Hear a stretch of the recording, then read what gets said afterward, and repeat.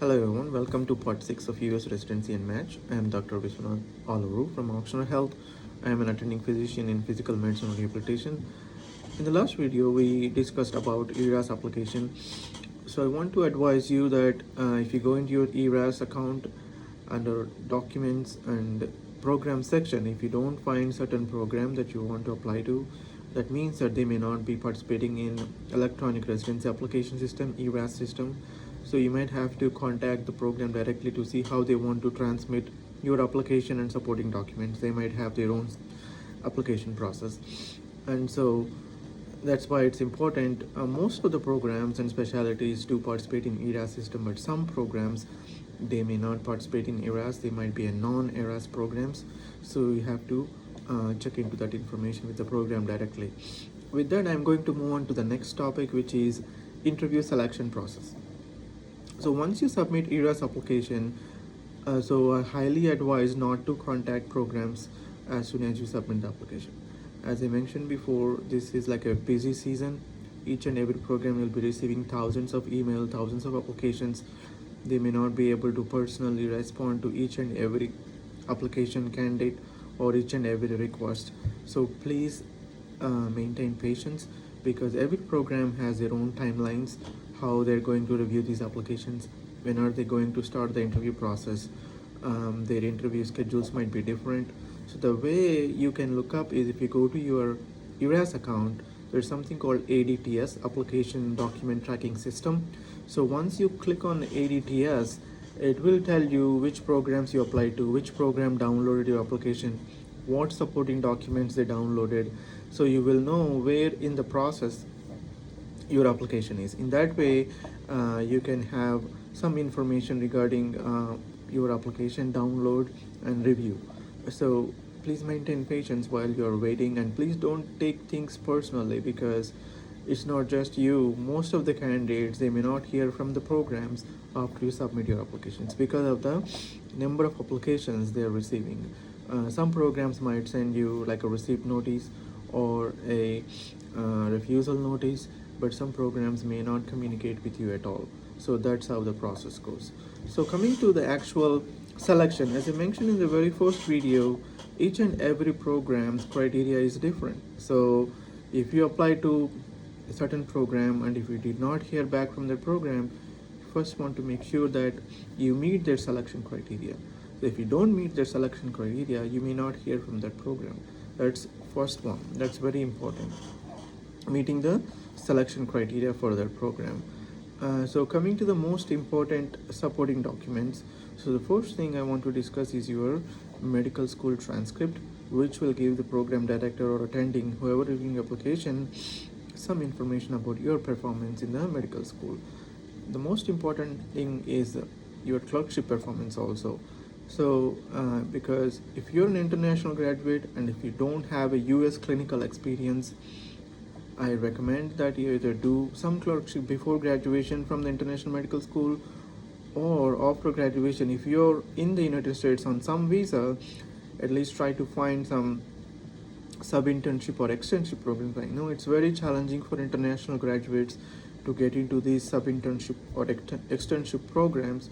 You might have to contact clerkship office or medical student education office to figure out if they have any clerkships or sub-internship for international graduates and what is the process. So if you're able to get some hands-on experience, that will really put you in a very good spot, that carries a lot of weightage in terms of your application selection for interview process. But if you're unable to get like a sub-internship or externship, like a hands-on experience, at least try to do some observership or shadowing, which may carry some weightage, but not that much compared to hands-on experience. Not only experience, it will put you in direct contact with the attending physician or whoever you're working with, and you will be able to get a strong personalized letter of recommendation after you complete your rotation. So most important is your clerkship performance. That's also a very important factor in considering for an interview. And the next most important factor is your USMLE performance. Remember, USMLE scores carry a lot of weightage in making a decision whether you will receive an interview call or not. So Having said that, I want to advise you all that USMLE scores are not the only criteria. So try to clear your step one on the first attempt. But if you have more than one attempt, try to get a better score on step two, at least 220 or above 3-digit score. But if you have a moderate score on step two, try to complete your step three before submitting rank order list at least. So the program will know that you have already completed all steps, because before the end of graduation you should be able to complete your step three. So but if you have attempts on step one and step two, then the program have no idea whether you will be able to complete your step three or not. So that actually goes in a negative direction. So try to have a first attempt pass on step one, a decent score on step two, but if you have a moderate score, try to have a step three. But step three is not a criteria for application or for selection process. Just post your application. It carries more weightage once you have finished all the three exams. So that's regarding USMLE scores. And the next most important criteria for the programs is your letters of recommendation. Having at least two specialty specific letters from attending physicians who have academic appointments or from a program director carry a lot of weightage in receiving an interview call. But if you don't have a specialty specific letters, at least try to have some other specialty letters, US based physician letters. But for international medical graduates who doesn't do any clinical rotations in the US, I know again it's very challenging to find some rotations to get letters of recommendation from US physicians. But if you're unable to, then at least upload letters from your home country, from your home medical school. That's fine as well. But again, coming to the weightage that each and every factor carries in the application will differ based on what you are submitting. And having academic interest like publications, book chapters, those are also very important. So coming to that point, your dean's letter or MSPE, medical student performance evaluation, carries some weightage because it summarizes all your activities during medical school, academic, non-academic. So it's like a good summary. Your dean is highly recommending you for any program. But the downside is, when you submit to a program, the program will only see your medical school transcript first.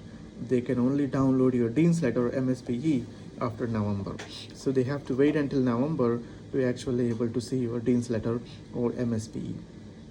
Then coming to your personal statement, I already discussed about what factors you have to include in your personal statement, having more personalized story about how you went through the medical school, like what factors really contributed to actually select particular specialty, what are you going to bring to the program, what are you going to contribute to the specialty.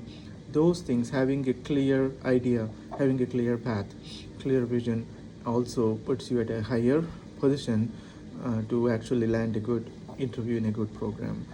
So these are the main things, but top three I want to recommend, or especially your USMLE performance, your clerkship performance, your personalized letters of recommendation. If you waive to see particular letter from an attending physician, that carries a lot of weightage because the programs think that they are authentic letters coming directly from the program directors or the attending physicians, so that carries a lot of weightage. So these are the top three for actually getting you an interview in a good program. So having said that, each and every program criteria is very different. The way each and every factor carries weightage for that program is also very different. So please take this as a general advice. With this, I'm going to end this video. In the next video, we're going to discuss about interview preparation. I hope to see you all in the next video. Good luck.